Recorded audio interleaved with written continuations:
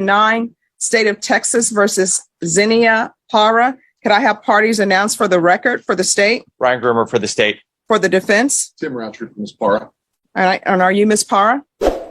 Counsel, I'm showing you the discovery acknowledgement. Have you received all the discovery in this case, and did you review it with your client? I did, Judge. Court will find that the state is in compliance with discovery.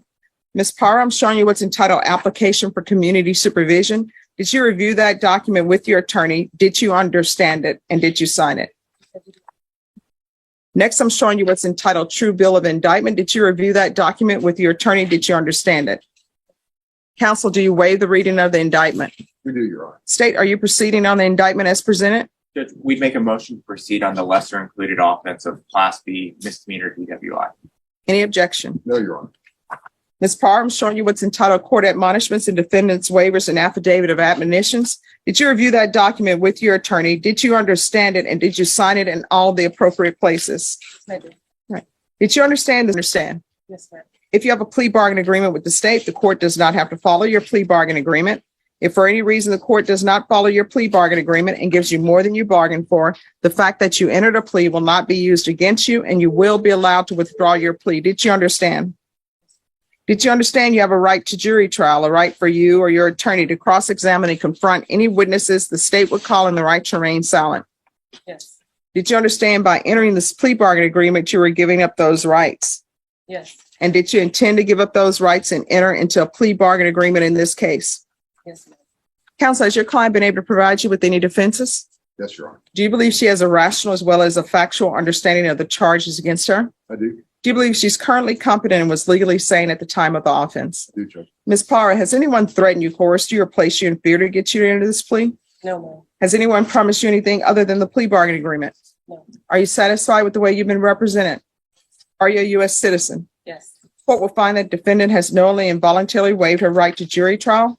Showing you the plea bargain page. Did you review that with your attorney? Did you understand it? Yes, I did. According to the plea bargain agreement, the state is proceeding on Class B misdemeanor DWI. Punishment is be assessed at 180 days in the Bexar County Jail. There's a $500 fine. There's no application for deferred adjudication. State is recommending community supervision. There's to be ignition interlock for the full term, DWI intervention, 1-year Texas driver's license suspension, the DIP live parenting classes in DWI education.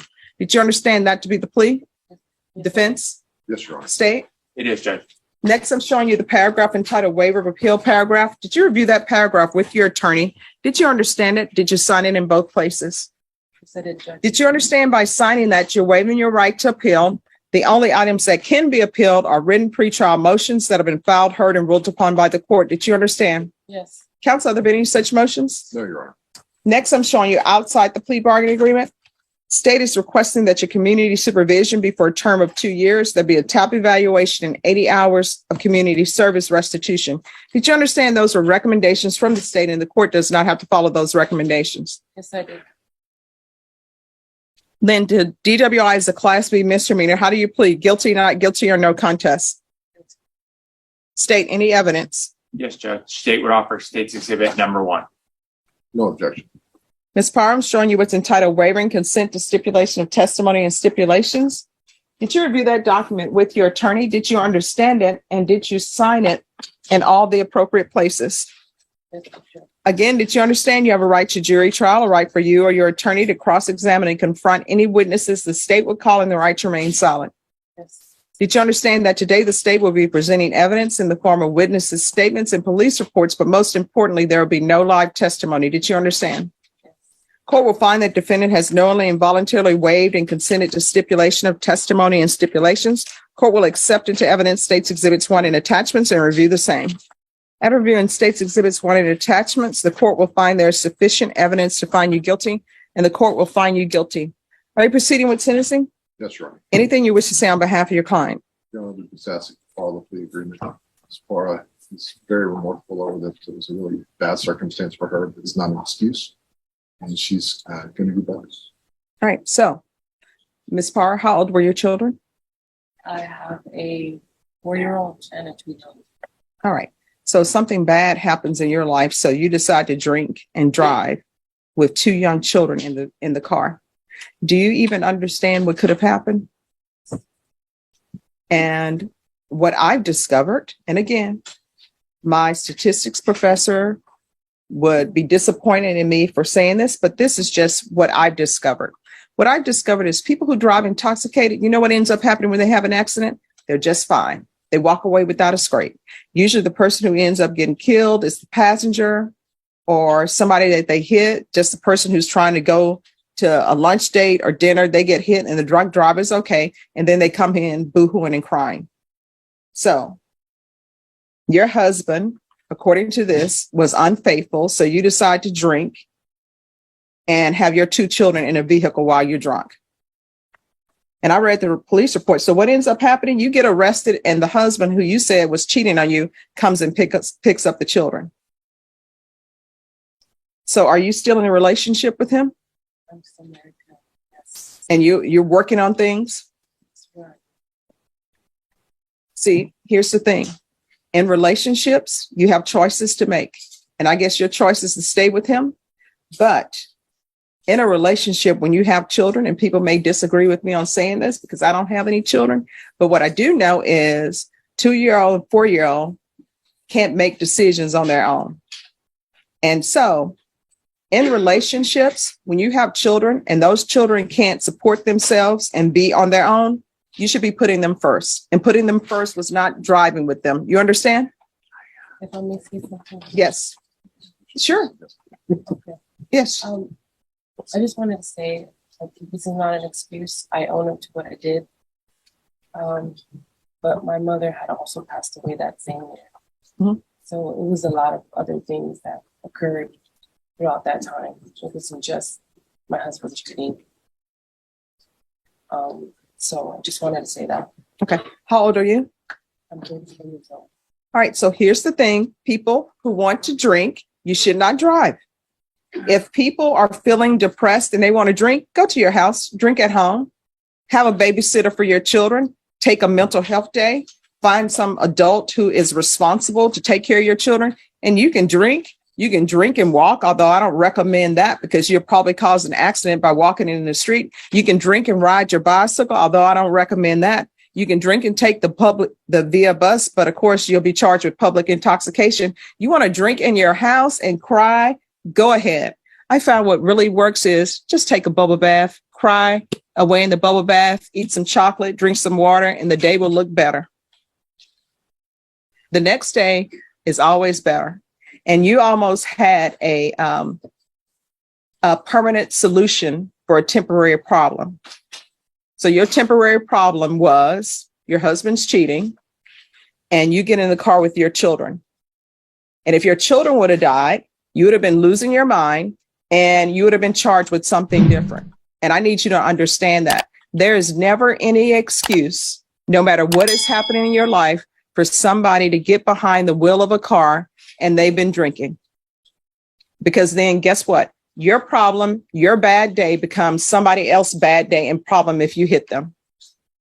And who knows, your children may end up finding a cure for cancer and that would have been removed for us because of your actions. So I'm hoping that you truly understand your actions and truly understand what could have happened and where you could be. You understand? So are you receiving any type of therapy or mental health treatment for all of this that has been dumped on you? I guess God is my therapy. Really, is my therapy. That's what I call therapy to me. Yeah. Okay. All right. And I'm going to give you some relationship advice.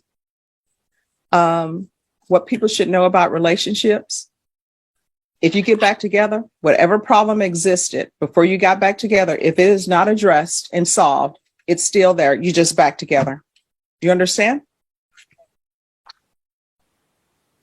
All right. This is what the court is going to do. The court is going to sentence you to 180 days in the Bexar County Jail. That'll be suspended and probated for 2 years.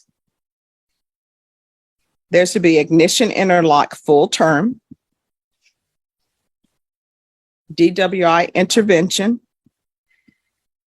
1 year Texas driver's license suspension, DIP live,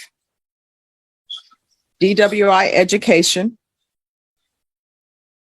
There's to be 80 hours of community service restitution. 40 of those hours will be waived if you provide proof of the COVID vaccination. The court is not requiring you to do that, but if you do, 40 of those hours will be waived. There's to be parenting classes. And once you complete those parenting classes, the remaining hours will be waived. Are you employed? No, I'm a stay-at-home mother. All right. There's to be regular reporting by Zoom or in person. There's to be field visits one time per month. And probation, let them know when they do the field visits, they need to look in the refrigerator and everywhere else to make sure there's no alcohol in the house. There's to be regular UAs. And make sure she's tested for alcohol. All right, is there anything else you need from the court? Probation, is there anything else she needs? Your Honor, I believe the DIP live is supposed to be VIP live. I apologize. Okay, thank you. Not DI. All righty. Well, I thought maybe you were planning on dipping in, dipping out. Okay. Nothing else, Your Honor. All right. Anything else with regards to sentencing? Yeah, you are. All right. I'm showing you what's entitled Trial Court Certification of Defendant's Rights to Appeal.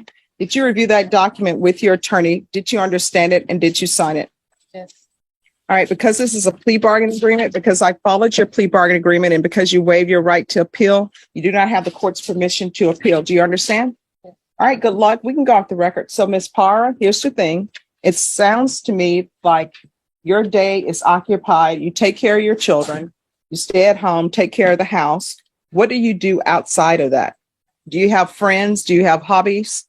I do have hobbies. I like to exercise. I like to play with my children outdoors. Okay. Exercise is not really a hobby. That's a lot of work. Yeah. I like to read. I like to write poems. All right. So here's the thing. And I don't know what is happening in your marriage. I hope it is successful and everything works out. But I always tell people, I think stay-at-home moms are great. I think it's great for children if you can stay at home. Not everybody can, but you need to be able to support yourself. I'm not ordering you to get employment, but if your marriage were to end today, it's sort of like how the bill's going to get paid, what's going to be done. So you need to make sure that you're able to support yourself. You understand? All right. Good luck to you.